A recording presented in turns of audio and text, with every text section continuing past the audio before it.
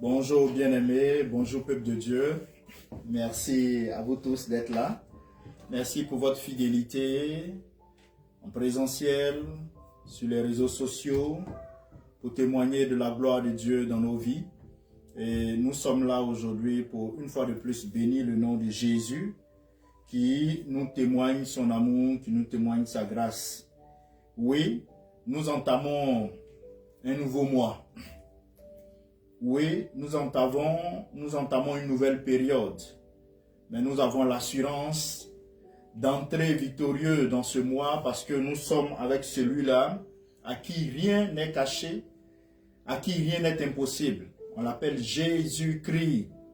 On l'appelle Jésus-Christ. Et je vais vous demander d'applaudir Jésus. Voilà, d'applaudir Jésus, de lui dire merci. Parce que plusieurs d'entre nous n'ont pas pu accéder à ce jour. Et c'est l'occasion pour nous d'honorer le nom du Seigneur pour tous les natifs de ce mois, tous ceux à qui le Seigneur a fait la grâce d'avoir le souffle de vie, a fait la grâce de pouvoir enfanter, a fait la grâce de pouvoir aider, propager l'évangile. Et tous les sols où l'évangile a été annoncé, proclamé aujourd'hui, dans les églises, dans les rues, où l'église, le nom de Jésus a été annoncé. Nous bénissons le nom de Dieu pour cela. Oui, frères et sœurs, l'occasion m'échoit encore de vous dire merci pour la veillée du vendredi. Merci, vous étiez présents. Comme présentiel, en ligne, vous étiez présents et nous sommes reconnaissants à Jésus-Christ pour cela. Croyons que, oui, me voici, envoie-moi. Cet appel qui est intemporel, cet appel qui est pour toutes les nations, pour tous les croyants. Tu as répondu à cet appel et tu seras fidèle à cet engagement.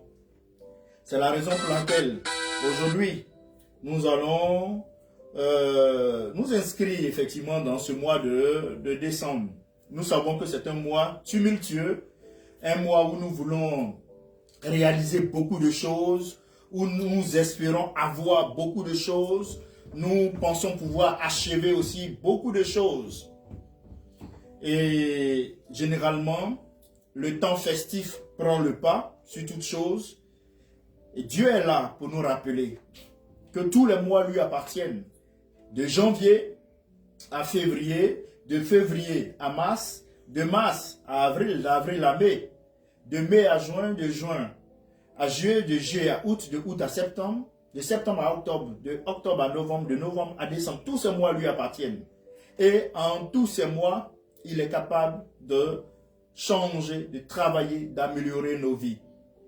D'améliorer nos vies. Dieu n'attend pas le dernier mois pour faire du bien à nos vies. Non, non. Dieu n'attend pas le dernier mois pour faire du bien à nos vies. Voilà pourquoi on ne doit pas concentrer notre attachement à Dieu que pendant le mois de décembre. Non, notre Dieu est Dieu sur tous les mois. Notre Dieu est Seigneur sur tous les mois. Et là, nous sommes là encore pour le témoigner. Mais pour ceux qui n'ont pas encore bien perçu et qui se laissent diriger encore par la dynamique festive, le Seigneur nous interpelle, vous interpelle, et le Seigneur met un point d'honneur à rappeler sa présence. À rappeler sa présence. Nous allons commencer ce mois avec ce thème: vivre en accomplissant les œuvres préparées d'avance par Dieu. Vivre en accomplissant les œuvres préparées d'avance par Dieu. Et nous allons nous appuyer sur deux passages.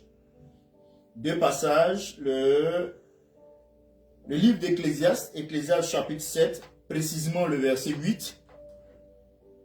Et Éphésiens chapitre 2, le verset 10. Bien avant, rappelez que nous sommes à 2 semaines d'une campagne d'évangélisation où nous allons permettre au Saint-Esprit, au travers de nous, de glorifier le nom de Jésus. Et ça va être en Afrique de l'Ouest, en Côte d'Ivoire, précisément dans la ville de Tabo. Et nous bénissons le nom de Dieu pour cet espace qui nous reçoit et pour la grâce, les âmes qui vont décider d'appartenir à Jésus, qui vont abandonner l'idolâtrie, qui vont abandonner leur péché et tourner le regard vers notre Seigneur Jésus. nous vous invitons à vous y rendre. Nous vous invitons à participer selon que le Saint-Esprit vous mettra à cœur pour pouvoir permettre à une âme d'entendre parler de Jésus. Gloire te soit rendue. Excellent Père, c'est dans le nom de Jésus que nous sommes en train de communiquer cette information. Frères et sœurs, prions pour le message. Dieu Père, Dieu Roi, nous te rendons toute la gloire. Nous te remercions pour ce dimanche, ce premier dimanche. Merci pour cette grâce que tu nous fais. Merci de bénir ce message et que toutes les paroles qui seront prononcées soient accompagnées par la puissance du Saint-Esprit afin qu'il puisse avoir transformation dans les cœurs, qu'il puisse avoir restauration, qu'il puisse avoir vie dans les cœurs. Gloire te soit rendue, excellent Père. C'est dans le nom de Jésus que j'ai prié. Ensemble, nous pouvons dire Amen. Vivre en accomplissant les œuvres préparées d'avance par notre Dieu. Lisons nos textes de base. Et comme je l'ai dit, c'est Ecclésiaste chapitre 7, précisément le chapitre 8. Mais on peut remonter. Déjà à partir du chapitre 6, du verset 6. Car comme le bruit des épines sous la chaudière, ainsi est le rire des insensés. C'est encore là une vanité. L'oppression rend l'insensé sage et les présents corrompent le cœur. Le verset 8. Mieux vaut la fin d'une chose que le commencement. Mieux vaut un esprit patient qu'un esprit hautain. Le verset 9 nous dira, ne te hâte pas en toi, en ton esprit de l'irriter, car l'irritation repose dans le sein des insensés. Frères et sœurs, le verset qui nous intéresse, c'est le verset 8 d'Ecclésiaste chapitre 7. Mais nous allons lire Éphésiens chapitre 2. Éphésiens le chapitre 2.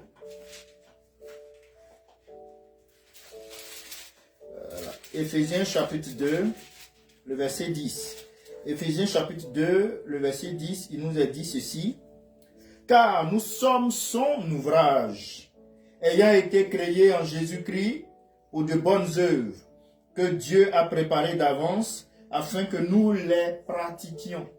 Afin que nous les pratiquions. Frères et sœurs, vive en accomplissant les œuvres préparées d'avance. Oui, nous devons vivre en accomplissant les œuvres préparées d'avance par notre Seigneur. Et cela sur tous les mois. Sur tous les mois. Nous voyons aujourd'hui que, le 1er décembre, alors que nous approchons de la fin d'année, deux vérités bibliques s'imposent. La valeur d'un travail bien accompli et la responsabilité de bonnes œuvres préparées par Dieu. La valeur d'un travail bien accompli. Nous avons commencé ces 12 mois en janvier. Nous sommes en train de terminer pour rentrer dans une autre année. Est-ce que cette année est bien achevée, bien accomplie? Est-ce que les instructions que Dieu nous a données, nous les avons réalisées comme il se doit, avec diligence? Nous nous interrogeons.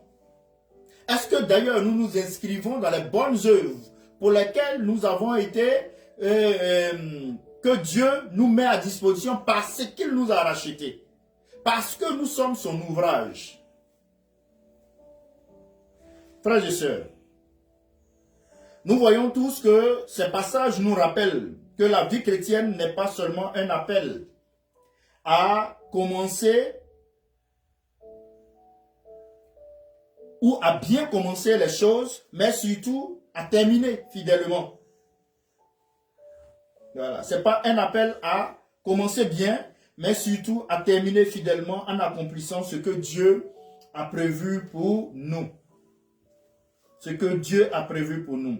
Et ce sermon mettra en lumière ce que Dieu attend de nous en tant que chrétiens, mettra en lumière nos responsabilités dans ce monde et comment les accomplir pour glorifier le nom de Dieu.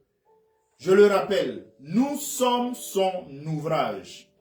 Et comme j'aime à le dire, nous avons été rachetés de l'esclavage sous lequel on était, où le le maître de cet esclavage, c'était Satan et sa clique. Mais Christ nous a rachetés pour que nous puissions devenir libres, mais en étant des esclaves. Donc, on quitte un joug pour un autre joug. Mais le joug de Christ, il est doux, il est léger. Parce que lui-même, il porte ce joug avec nous. Donc, ta vie ne t'appartient pas. Tu ne veux pas l'accepter, mais c'est ce qui est. À partir du moment où tu as accepté Jésus comme Seigneur et Sauveur, ta vie dépend de lui. Et c'est sa volonté que tu dois réaliser en tout temps, en tout lieu. Frères et sœurs, mon premier point, nous allons articuler ce sermon en 5 points. Le premier point, ça va être de comprendre cet enseignement que nous donne l'Ecclésiaste et le passage d'Éphésiens que j'ai eu à évoquer tout à l'heure. Quel est l'enseignement qui en découle?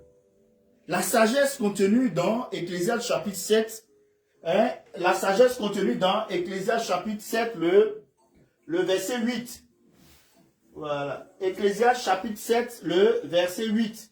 Quelle est la sagesse qui y est contenue? Nous allons bénir le nom du Seigneur pour cette sagesse. Le livre de l'Ecclésiaste rappelle que la vie est souvent remplie de vanité. La vie est souvent remplie de vanité. Mais ici, il est mis un accent particulier sur la patience, la persévérance et la fin des choses.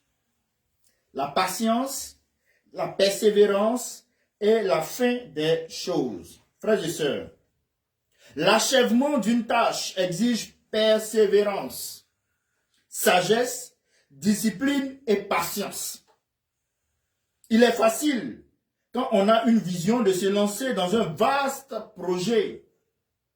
Mais sans sagesse, la vision débouche sur des projets abandonnés et des objectifs non atteints. C'est pourquoi il est important de finir, bien que de commencer bien un projet. Un esprit patient et humble est préférable à un esprit impatient et orgueilleux. Un esprit patient et humble est préférable à un esprit impatient et orgueilleux. Frères et sœurs, Dieu nous appelle à un chemin de fidélité où l'aboutissement de nos actions, selon sa volonté, glorifie son nom. C'est à cela que Dieu t'appelle.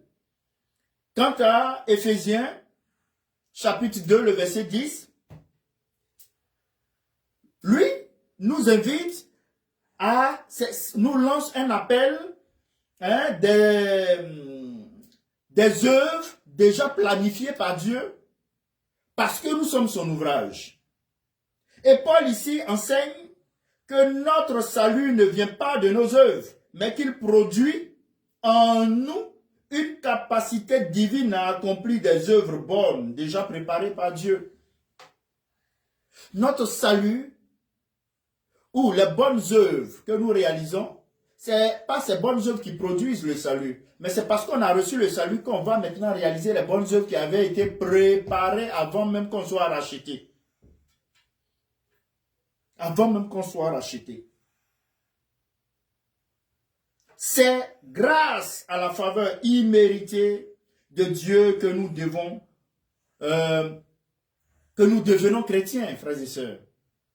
Que nous devenons chrétiens, frères et sœurs. Nos efforts, nos capacités, nos choix et nos actes de service n'y sont pour rien.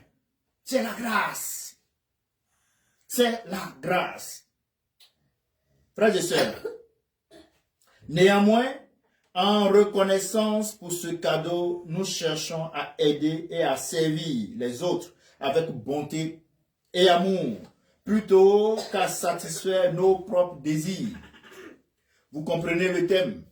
Voilà pourquoi nous disons que Hein, nous devons vivre en accomplissant les œuvres préparées par Dieu. Nous devons vivre en accomplissant les œuvres préparées par Dieu. Il est important de finir, bien que de commencer. Bien que de bien commencer. Un esprit patient et humble est préférable à un esprit impatient et orgueilleux. Frères et sœurs, je le rappelle. Et ici, c'est par la grâce imméritée de Dieu que nous devenons chrétiens.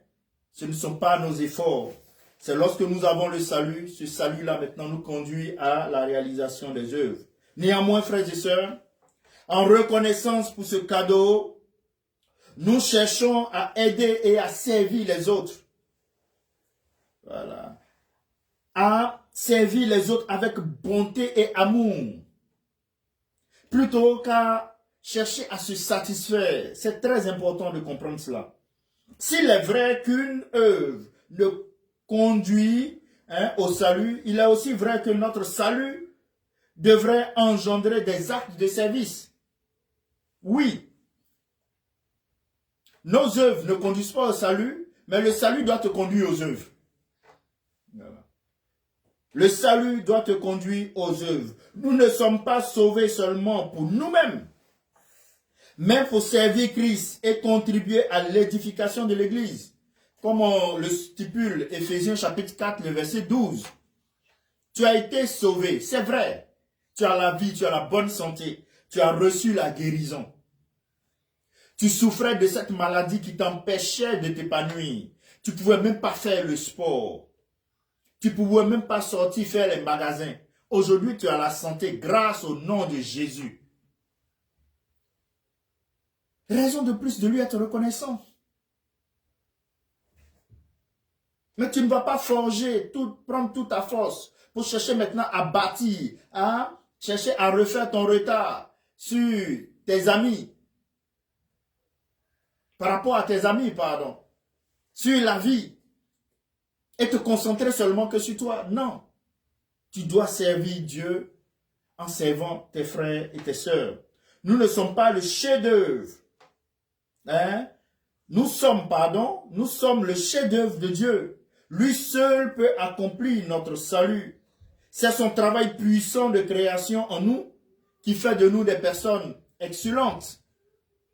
Si le Seigneur nous considère comme son ouvrage, frères et sœurs, nous ne pouvons pas nous traiter nous-mêmes, ni permettre aux autres de nous traiter avec mépris. Avec mépris. Voilà pourquoi nous devons donner de la valeur aux œuvres que le Seigneur nous permet de faire. Cela témoigne que nous sommes l'ouvrage de Dieu. Cela témoigne que nous sommes l'ouvrage de Dieu. Oui, nous sommes créés en Christ pour vivre selon un plan divin. Nous sommes créés en Christ pour vivre selon un plan divin, pas un plan mondain, humain. Pas un plan axé sur l'acquisition de biens, de richesses, de satisfaction de nos désirs, de plaisir, plaisir, plaisir. De satisfaction du ventre. Seulement. Mais nous sommes créés en Christ pour vivre selon un plan divin. Et tout chrétien doit avoir cela à l'esprit. Tout chrétien doit avoir cela à l'esprit. Nos œuvres ne sont pas accidentelles, mais font partie d'une mission établie par Dieu. Il ne faudrait pas se dire, bon, ce mois-ci, ça c'est le mois de décembre, c'est un mois festif, je suis dans la fête. Et puis bon, en février, je vais penser au Seigneur. Non, frères et sœurs, non. Nos œuvres ne sont pas accidentelles, mais font partie d'une mission établie par Dieu. Tu dois faire les bonnes œuvres de Dieu en tout temps, en tout lieu. Et le deuxième point que je vais évoquer, c'est ce que Dieu attend de nous en cette fin d'année. Qu'est-ce que Dieu attend de toi en cette fin d'année? Il attend de toi de terminer ce que tu as commencé dans la foi. Dieu attend Que tu termines ce que tu as commencé par la foi. Mieux vaut la fin d'une chose que son commencement. Tu as bien commencé, janvier 2024, avec des vœux, des engagements, des résolutions. Mais où sont ces engagements? Où sont ces résolutions? Est-ce que tu vas bien finir 2024 en réalisant ces résolutions, ces engagements que tu as pris vis-à-vis du Seigneur? Dieu nous demande de ne pas abandonner, mais d'aller jusqu'au bout, même face aux défis, de ne pas abandonner. Frères et sœurs, comme Jésus a dit, ma nourriture est de faire la volonté de celui qui m'a envoyé et d'accomplir son œuvre. Ma nourriture est de faire la volonté de celui qui m'a envoyé d'accomplir son œuvre. Jean chapitre 4, le verset 34. La nourriture à laquelle notre Seigneur Jésus fait allusion est la nature spirituelle. Frères et sœurs, elle ne se limite pas, à l'étude de la Bible, à la prière et à la fréquentation d'une église, mais à la réalisation des œuvres, des bonnes œuvres. Le fait d'accomplir la volonté divine et de participer à la réalisation de son œuvre de salut nous apporte aussi une nourriture spirituelle. Ce n'est pas seulement ce que nous recevons de Dieu qui nous nourrit, mais aussi ce que nous donnons pour lui. Je reprends. Ce n'est pas seulement ce que nous recevons de Dieu qui nous nourrit, mais ce que nous donnons pour lui. Ce que tu donnes pour Dieu. Quand tu donnes à un petit, le Seigneur le dit, tout ce que vous faites à ses enfants, c'est à moi que vous le faites. Quand tu te prives d'une chemise pour donner une chemise à quelqu'un, quand tu te prives de nourriture pour donner une nourriture à quelqu'un, quand tu te prives, tu fais silence à toi pour pardonner à quelqu'un, pour donner de l'amour à quelqu'un. Ça nourrit, c'est une nourriture spirituelle. Pour aller porter l'évangile à quelqu'un. C'est une nourriture spirituelle. Et c'est de ça que le Seigneur nous parle ici. Ce n'est pas seulement ce que nous recevons de Dieu qui nous nourrit, mais aussi ce que nous donnons pour lui. Et Jean chapitre 17, le verset 4, souligne bien cela, frères et sœurs. Nous devons réfléchir aux projets, aux engagements, aux promesses non terminées et les finaliser dans la foi. Il te reste 30 jours. Il faut que tu puisses accomplir cela. Parce que le Seigneur t'observe. Et qu'est-ce que Dieu attend de nous? C'est d'accomplir les œuvres préparées d'avance. Que chacun prenne garde à la manière dont il construit, nous dira 1 Corinthiens chapitre 3, le verset 10. Dieu attend que nous construisons avec soin dans la prière, l'obéissance, les œuvres qu'il a déposées en nous. Frères et sœurs, Jésus-Christ est le fondement de l'Église et il ne peut y avoir d'autre. Il ne peut y avoir d'autre. Et Paul écrit ceci. Un bâtiment qui n'a pas de fondation ou est mal construit ne tiendra pas. Ne tiendra pas. Même les plus beaux matériaux ne résisteront pas s'ils reposent simplement sur le sol. Jésus-Christ est aussi le fondement de ta vie, de ma vie. Est le fondement de la raison, notre raison d'être. Jésus-Christ, notre raison d'être. Tout ce que nous sommes et faisons doit correspondre à ce qu'il a fixé. Que ce soit dans le manger, que ce soit dans le boire, que ce soit dans les loisirs, dans les temps festifs, ça doit correspondre à ce qu'il a fixé. Frères et sœurs, attention à ne pas construire sur le mauvais fondement. Oui, beaucoup construisent aujourd'hui sur de mauvais fondements comme la richesse, la sécurité, le succès ou encore la célébrité. Beaucoup construisent sur de mauvais fondements la richesse, la sécurité, le succès ou encore la sécurité. À partir du moment où ces éléments passent en premier par rapport à notre Seigneur Jésus, ça devient mauvais. Ça devient mauvais. Il te faut réinvestir dans ton ministère. Il te faut réinvestir dans l'église. Il te faut réinvestir dans ta famille. Il te faut réinvestir dans ton témoignage chrétien. C'est ça qui importe à Dieu. Et qu'est-ce que Dieu attend de nous? C'est de vivre avec patience et humilité. Dieu attend que nous puissions vivre avec patience et humilité. Et nous pouvons lire Colossiens chapitre 3, le verset 12. Colossiens chapitre 3, le verset 12 qui nous dit: revêtez-vous donc comme des élus de Dieu, d'entrailles de miséricorde, de bonté, d'humilité, de douceur, de patience. De patience, frères et sœurs. Paul ici donne une petite recette. Et cette recette de Paul là, pour une vie consacrée à Dieu, pour une vie attachée, dépendante de Dieu, il dit dans cette recette, voilà ce qu'il doit contenir là-dedans. Tu prends ta marmite, qui est ton cœur, et dans ton cœur, on doit avoir la compassion et la capacité de pardonner comme Christ. On doit trouver dans ton cœur la compassion et le pardon, comme Christ le fait. Et vous pouvez le voir dans Colossiens 3, les versets 12 à 13. Et dans la même marmite qui est ton cœur, il faudrait qu'on puisse trouver aussi cette capacité-là de laisser l'amour être le guide de ta vie. L'amour doit pouvoir guider ta vie. L'amour doit pouvoir guider ta vie. Et ça, on voit au verset 14 de Colossiens chapitre 3. Nous sommes en train de faire cette recette avec Paul.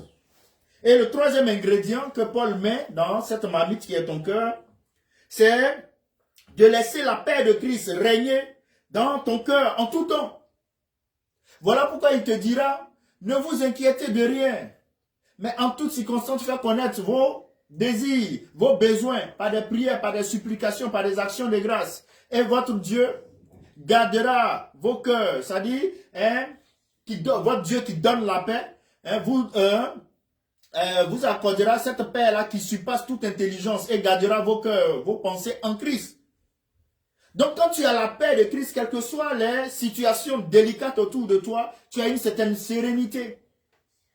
Tu as une certaine sérénité. Et dans cette marmite qui est ton cœur, c'était là le troisième ingrédient, c'est d'avoir la paix de Christ, permettre à la paix de Christ de régner dans ton cœur. Le quatrième ingrédient que Paul ajoute à cette recette, c'est d'être toujours reconnaissant. Colossiens 3,15. D'être toujours reconnaissant. Lorsque tu te lèves le matin, merci Seigneur Jésus pour le souffle de vie. Merci Seigneur Jésus pour mon épouse à qui tu accordes la vie. Merci pour nos enfants à qui tu accordes la vie. Merci pour mon frère. Merci pour ma soeur. Merci pour l'église. Merci pour les frères et sœurs qui sont là, à qui tu accordes la vie, la paix. Merci pour cette nation. Merci pour ma famille. Merci pour ma ville. Merci pour mon quartier. Sois reconnaissant. Merci pour mes activités. Il faut être reconnaissant. Et là, comme je l'ai dit, c'était le quatrième ingrédient de Paul dans cette recette. Le cinquième ingrédient, Paul nous dit de mettre comme ingrédient dans cette recette pour qu'on puisse avoir une vie qui soit consacrée. Le repas que nous sommes en train de faire, c'est de concocter une vie consacrée à Dieu. Une vie consacrée à Dieu. Nous avons mis déjà dans la recette, la marmite de notre cœur, nous avons déjà mis 4 ingrédients. Le cinquième ingrédient, c'est garder constamment la parole de Dieu en nous. Comme le dit Colossiens 3,16. Il faut que tu aies la parole de Dieu en toi, frères et sœurs. C'est cette parole de Dieu qui te permettra au temps du combat de la parole, de donner de la parole. Il faut qu'il y ait la parole de Dieu en toi. Quand l'ennemi t'attaque, tu dois pouvoir citer la parole de Dieu. Tu ne vas pas gêner au moment où l'ennemi t'attaque. Il est en face de toi. Cite la parole de Dieu. Frères et sœurs, il y a des situations qui nous arrivent, tu n'as même pas la force pour prier. Il faut pouvoir citer la parole de Dieu. Donc il faut que la parole de Dieu soit en toi. Et dans cette recette, c'est un élément fondamental. La parole de Dieu. Parce que cette parole-là, oui, elle est semblable à une épée à double tranchant, capable de séparer âme et esprit, monture et moelle et jointure. Elle sonde nos pensées. Les plus secrètes, elle est sonde. Elle est sonde. Donc il faut avoir cette parole-là, parce que c'est cette parole-là qui crée les transformations dans nos cœurs, qui crée la transformation dans nos vies. C'est cette parole-là qui nous éduque. C'est cette parole-là qui nous console, qui nous fortifie. Donc il faut avoir dans cette recette la parole de Dieu. Voilà pourquoi il dit de garder constamment la parole de Dieu en nous. Ça doit être dedans, constant. Au quotidien, tu dois pouvoir méditer la parole, la lire, dormir avec, te réveiller avec, marcher avec, voyager avec, dans tes loisirs avec, te distraire avec. Tout ça, c'est très important. Et le sixième ingrédient de notre recette, c'est agir en ambassadeur de Christ. Colossiens 3, 17. Il nous faut agir en ambassadeur de Christ. Un ambassadeur, c'est un représentant qui a reçu mandat, qui va sur un territoire pour représenter son mandat. Pour représenter son mandat. Et nous, en tant qu'ambassadeurs, nous avons reçu l'onction de Dieu. L'onction de Jésus. L'Esprit de Dieu est sur moi. Il m'a oint pour apporter la bonne nouvelle aux captifs. Pour apporter la délivrance aux personnes possédées. Apporter la nourriture aux personnes qui ont faim. Apporter la vérité là où il y a le mensonge. Apporter la lumière là où il y a les ténèbres. Voilà pourquoi il fait de nous en même temps sel et lumière. Il fait de nous sel et lumière. Il nous donne le pouvoir sur les forces ennemies. Il nous donne le pouvoir sur les serpents, les scorpions et sur toutes les forces ennemies. Il nous dit que tu n'as pas à lutter contre la chair. Tu n'as pas à lutter contre le sang, mais contre les principautés, les dominations, les forces des ténèbres. Ces anges déchus.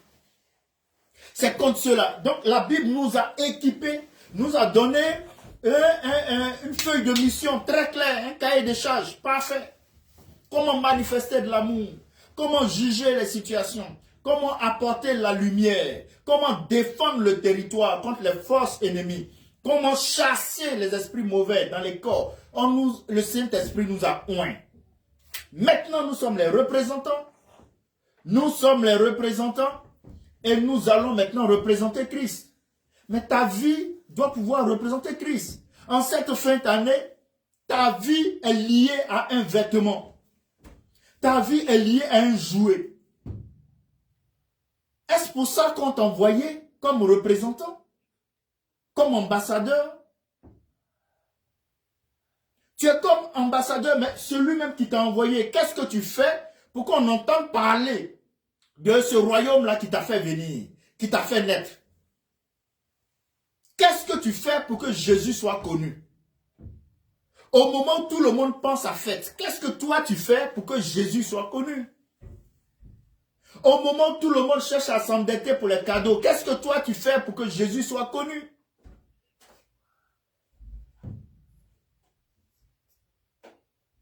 Au moment où les gens cherchent à tremper dans l'ivrognerie, qu'est-ce que toi tu fais pour que Jésus soit connu?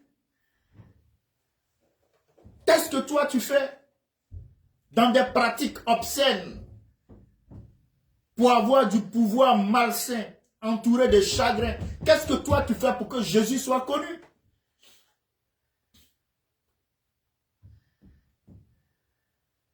Frères et sœurs, c'était là les 6 ingrédients pour cette recette.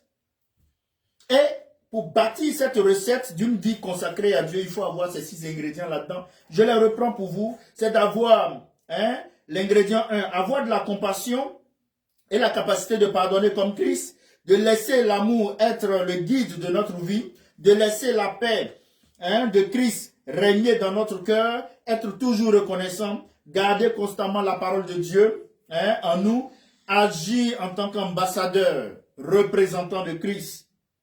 Représentant de Christ. Frères et sœurs, la patience nous permet de rester alignés sur le timing divin, sans nous précipiter. Sans nous précipiter. Oui, il nous faut être patient. C'est pas évident. C'est pas évident.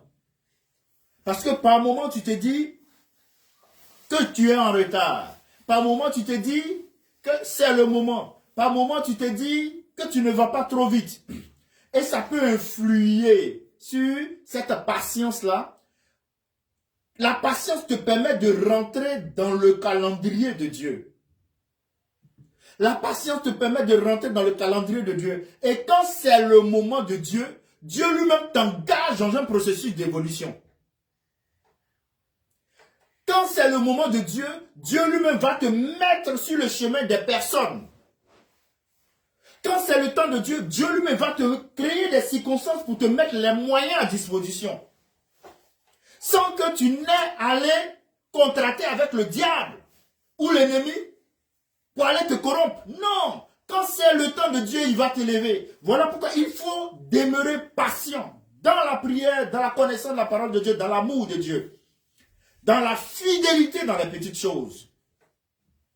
Et quand c'est le temps de Dieu, tu te poses la question, mais comment je fais pour savoir si ce n'est pas le moment d'agir ainsi? Non, quand c'est le temps, tu te retrouves en train d'agir et d'évoluer.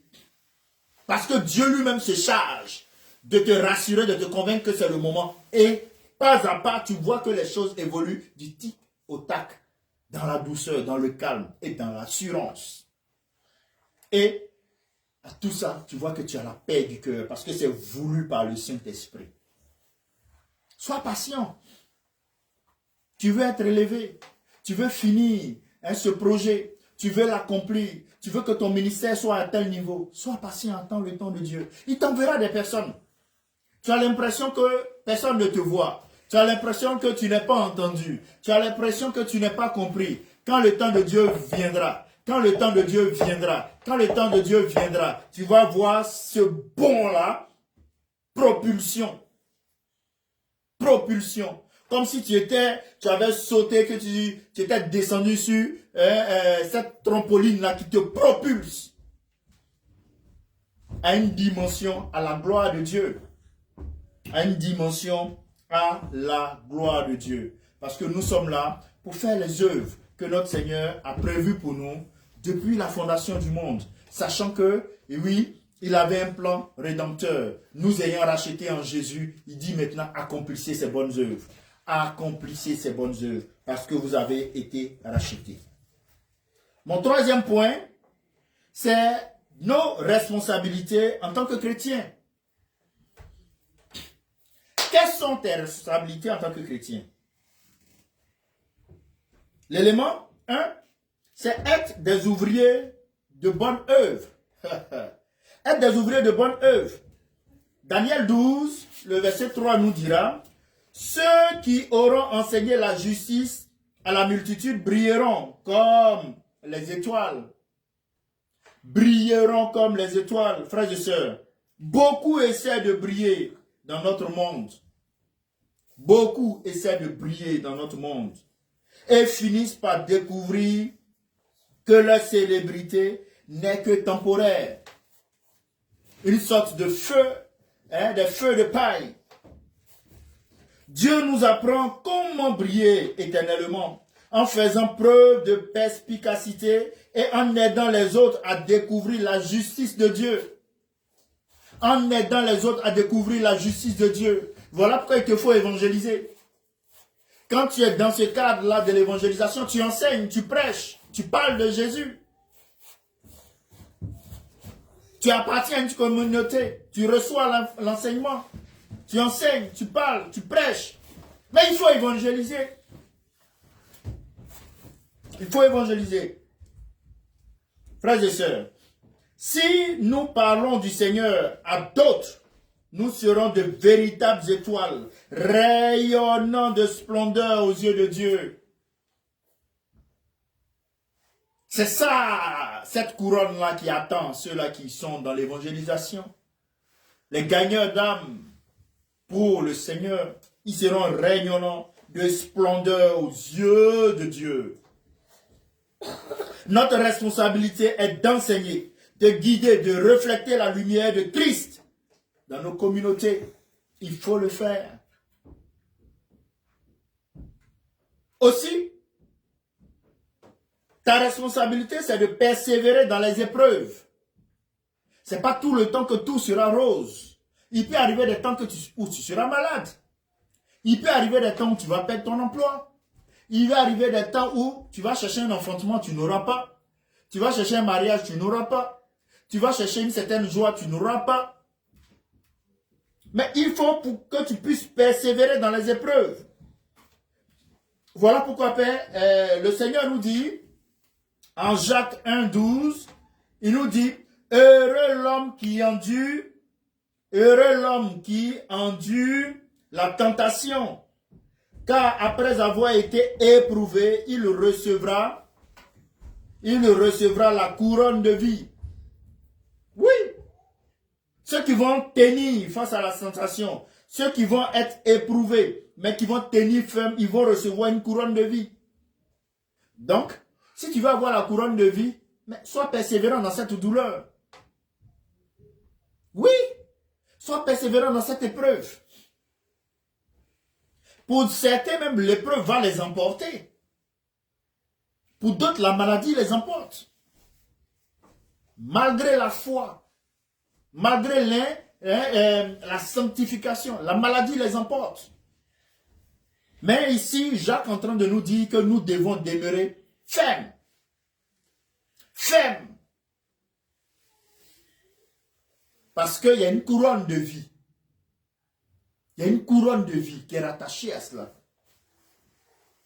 Il y a une couronne de vie qui est rattachée à cela. La couronne de vie est pareille à la couronne de la victoire obtenue par les athlètes. Hein, comme le dit 1 Corinthiens 9, 25. Elle ne signifie pas l'honneur et la gloire sur cette terre, mais la vie éternelle, c'est-à-dire la vie avec Dieu pour toujours. La couronne de vie, on ne bénéficie pas de la couronne de vie sur la terre. La couronne de vie, on la recevra dans le ciel. Mais étant sur la terre, tu mènes la course. Et c'est une course de preuve. En cette fin d'année, peut-être que tu es engagé à avoir la couronne de vie. Tu es là-dedans. Mais tu n'es pas patient et persévérant. Tu vas maintenant aller chercher des solutions à côté pour pouvoir aider Dieu. Quand tu aides Dieu, tu fais sortir Ismaël. Donc tu fais sortir quelque chose qui n'est pas de la volonté de Dieu, qui n'est pas du plan de Dieu, du plan de base de Dieu. Toutes les fois où les gens ont voulu aider Dieu, ils ont commis des erreurs. Ne pouvons pas être patients pour attendre le temps de Dieu. Dieu a dit, il le fera. Sois patient. Frères et sœurs, le moyen de figurer dans le cercle des gagnants de Dieu, c'est de l'aimer et de rester fidèle dans les épreuves. C'est d'aimer Dieu et de rester fidèle dans les épreuves. Les chrétiens sont appelés à persévérer malgré les oppositions du monde. Nous devons persévérer. Nous devons persévérer. Même s'il y a l'oppression, même si les lois sont prises par les États et autres, on est ferme. Oui. Tu peux être dans un pays où on interdit l'évangile. Mais tu es dans ce pays. C'est ton pays. Qu'est-ce que tu fais? Si le Seigneur t'envoie en mission ailleurs, tu quittes le pays. À défaut, tu es dans ce pays. Persévérant. Vivant ta foi. Pour mériter la couronne de vie. Pour rayonner aux yeux de Dieu. Frères et sœurs, ta responsabilité, c'est de servir fidèlement dans le royaume de Dieu. Ta responsabilité, c'est de servir fidèlement dans le royaume de Dieu. Et Matthieu 25, 23 nous dira, le maître dit, bien, bon et fidèle serviteur, tu as été fidèle en peu de choses, je te confierai beaucoup. Tu as été fidèle en peu de choses, je te confierai beaucoup. Voyez-vous, Dieu appelle à être fidèle. Même dans les petites responsabilités. Dieu appelle à être fidèle, même dans les petites responsabilités. Sois déjà fidèle avec le peu que tu as. Montre à Dieu ce que tu es à même de faire avec ce qui te permet d'avoir. Tu verras s'il ne te donnera pas plus, s'il ne te permettra pas d'être à un certain niveau, parce qu'il sait que déjà où tu es, où tu n'as pas assez de moyens, tu n'as pas un espace aussi grand, tu n'as pas une visibilité aussi, mais voilà ce que tu fais de sa parole. Voilà ce que tu fais de lui.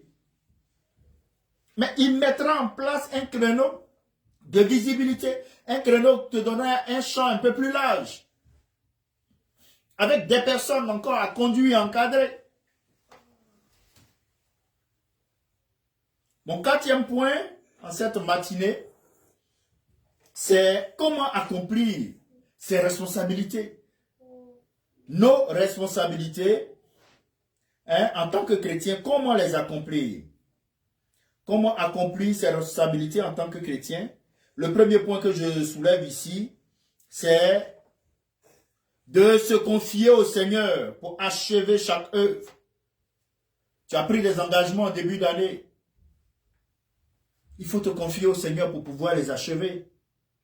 Et Jean 15, le verset 5, nous dira que sans moi, vous ne pouvez rien faire. Sans Jésus-Christ, on ne peut rien faire, mon frère et ma soeur. Sans Jésus-Christ, nous ne pouvons rien faire. Et pour accomplir nos responsabilités, tous les engagements que nous avons pris en janvier 2024, nous sommes dans le dernier mois, il faut te fier à Jésus. Il faut lui faire confiance. Se confier au Seigneur pour achever chaque œuvre. Beaucoup s'efforcent d'être bons et honnêtes et de faire ce qui est juste. Mes frères et sœurs, Jésus affirme que la seule façon de mener une vie vraiment bonne, c'est de rester étroitement unis à qui? À lui. Étroitement unis à lui. Comme les sarments sont unis au cep. Frères et sœurs, si nous sommes séparés de Christ, tous nos efforts seront sans résultat. Si tu es séparé de Christ, tous tes efforts seront sans résultat. Voilà pourquoi nous devons garder cette position en Jésus-Christ. Bénéficiez-vous de la sève nourricière et de la vie que Christ, le cep, vous offre. Est-ce que tu en bénéficies? Si tel n'est pas le cas, mon frère, ma soeur, tu peux vous priver, d'un don merveilleux qu'il tient en réserve pour vous. Tu dois bénéficier de cette sève nourricière contenue en Jésus-Christ. Tu dois bénéficier de cette sève nourricière contenue en Jésus-Christ. Frères et sœurs, demeurer en Jésus est un élément clé pour pouvoir accomplir les bonnes œuvres. Demeurer en Jésus est un élément fondamental pour avoir cette vie consacrée à Dieu. Et demeurer en Jésus, c'est croire qu'il est le Fils de Dieu. Demeurer en Jésus, c'est l'accepter comme Sauveur et Seigneur. Demeurer en Jésus, c'est faire ce que Dieu ordonne. Demeurer en Jésus, c'est persévérer dans la foi.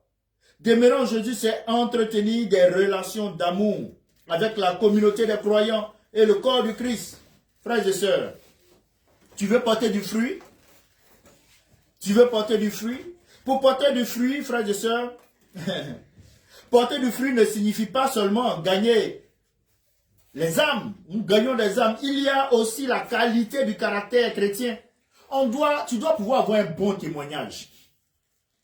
Tu dois pouvoir avoir un bon témoignage. Quelqu'un qui est sérieux dans les affaires.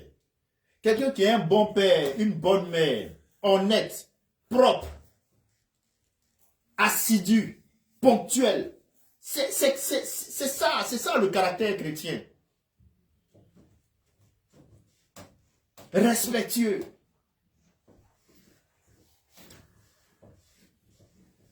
La dépendance envers Dieu est essentielle pour finir, ce que nous avons commencé. Comment réaliser notre responsabilité en tant que chrétien? C'est de pratiquer la prière, la méditation de la parole. Il faut le faire. Le psaume 119, le verset 105 nous dit, ta parole est une lampe à mes pieds et une lumière sur mon sentier. Ta parole est une lampe à mes pieds et une lumière sur mon sentier. Pour marcher sans risque dans la forêt, frères et sœurs, de nuit, nous avons besoin d'une lampe afin de ne pas trébucher sur des racines ni tomber dans un trou. Et oui, dans cette vie, nous marchons à travers les ténèbres du mal. Mais la Bible peut servir de lumière pour notre chemin, pour que nous ne trébuchions pas. Elle révèle les racines enchevêtrées des fausses valeurs et des fausses philosophies. Étudions la Bible, frères et sœurs. Le fait d'étudier la Bible, ça te donne la possibilité de voir clair, afin de rester sur le bon chemin. Il te faut étudier la Bible, pas des émotions, ou bien pas une relation d'héritage. Mon père était dans telle église, donc je suis dans l'église. Ma mère était dans telle église, donc je suis dans l'église. C'est l'église de la famille. Non, que dit la Bible? Quelle est ta relation avec le Seigneur? C'est ça l'argument que tu dois porter. La parole de Dieu oriente nos actions et nos décisions, frères et sœurs. Comment faire face à nos responsabilités? C'est chercher la force dans la communauté chrétienne. Ne négligeons pas notre assemblée, frères et sœurs. Ensemble, nous sommes plus forts pour accomplir les œuvres de Dieu. Ensemble, nous sommes plus forts pour accomplir les œuvres de Dieu. Et je finis par mon 5e point. C'est quelques illustrations que je vais vous donner. L'exemple fondamental, l'exemple clé, meilleur des exemples, notre Seigneur Jésus. Il a commencé une œuvre, il a achevé. Jésus a commencé une œuvre, il a achevé. Voyez-vous, Jésus n'a pas seulement commencé sa mission, il l'a menée à bien en déclarant à la croix, tout est accompli. Tout est accompli comme on le voit en Jean 19:30. Pour dire quoi? Cette année est en train de finir. Tu as pris des engagements envers Dieu en janvier. Tu as commencé des projets. Il faut que tu les achèves. Parce que le Seigneur que tu sais, quand lui commence quelque chose, il achève. Quand Jésus commence quelque chose, il achève. Donc si tu n'as pas encore achevé tes engagements vis-à-vis du Seigneur, il te reste encore 30 jours pour achever. Oui, tout est accompli, nous dira notre Seigneur. Donc, notre exemple, notre modèle parfait, Jésus, quand il commence, il achève. Paul, un modèle de persévérance. Malgré les épreuves, frères et sœurs, Paul l'a dit, j'ai combattu le bon combat, j'ai achevé la course. Paul pourra vous dire combien de fois il a échoué en mer, sur les bateaux, combien de fois il a été battu, 40 coups moins 1, combien de fois il a été mis en prison, mordu par un serpent, battu ça et là, les dangers sur les routes. Mais il a couru le bon combat. Il a maintenu le cap, il a combattu le bon combat. Et il a achevé la course. Toi aussi, tu dois pouvoir achever cette course de foi, d'engagement vis-à-vis du Seigneur, d'intégrité, de droiture, de fidélité, de pureté, de sanctification. N'abandonne pas. Non, j'ai été fidèle pendant plusieurs années, donc maintenant je me suis gardé vierge, depuis là j'ai pas d'homme, donc je vais aller chercher. Non, mais garde, va jusqu'au bout. J'ai été honnête dans cette entreprise, mais je ne gagne rien, donc je vais être malhonnête maintenant. Non! Accomplis ce que tu as commencé avec le Seigneur. Va jusqu'au bout, sois fidèle. Pas parles de l'évangile autour. Tu as commencé à parler de l'évangile dans les rues. Ils ont commencé à se moquer de toi parce que tu évangélises. Continue à évangéliser. Va jusqu'au bout. Accomplis. Parce que Jésus accomplit. Et Paul, malgré les moqueries, malgré qu'on l'ait chicoté 40 coups, moins un, malgré qu'il ait échoué en mer avec les bateaux, malgré qu'il ait été mis en prison, mordu par un serpent et d'autres choses, ça ne l'a pas empêché d'achever la course, Paul. Mais pourquoi est-ce que tu veux abandonner, mon frère?